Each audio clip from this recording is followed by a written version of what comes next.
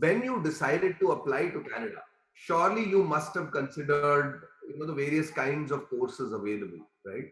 One can actually very easily get confused because there are master's programs and there are postgraduate diplomas and then there are postgraduate certificate courses, right? So when you decided to do, to pursue a program in HR, which course did you choose, and I mean, why did you choose, the postgraduate certificate or postgraduate diploma course?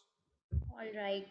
Initially, I wanted to go to Canada for my master's, but as most of the Canadian universities, I would not say most, like 95 to 96% of the Canadian universities do not accept 3-year undergraduate degrees. Okay. So to cover up this, like to complete my education of 4 years, I was clear by the time that I have to pursue my postgraduate diploma, Hmm. which is of 1 year.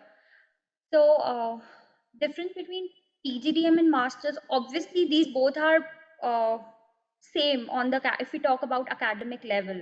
Postgraduate diploma and masters, they have the same academic level, but I would say masters is comparatively really expensive as compared to PGDM.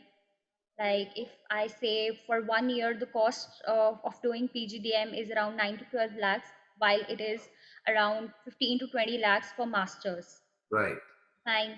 And second, we cannot do a master's degree when we are having a undergraduate degree for 3 years. Hmm. We cannot pursue masters. Third, obviously, masters is a higher degree because masters is a higher degree because it contains 180 credit points in our PR, while it is just 120 points, 120 credit points in postgraduate diploma, Right. right? And that's it. That is the major difference. Obviously, the one who has done masters is considered as highly qualified as compared to the one who has done a postgraduate diploma. Right.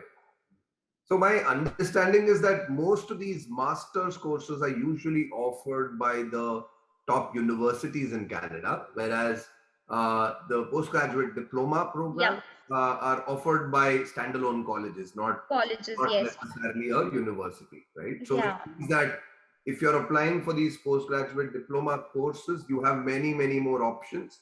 And like you very rightly pointed out, the admission requirements might not be as stringent. Yeah, in fact, for masters, they require more IELTS score as compared to a postgraduate diploma. Mhm. Also, your academic profile should be very strong if you're going for masters. Hmm. Hmm. And some of the masters program even count your experience also.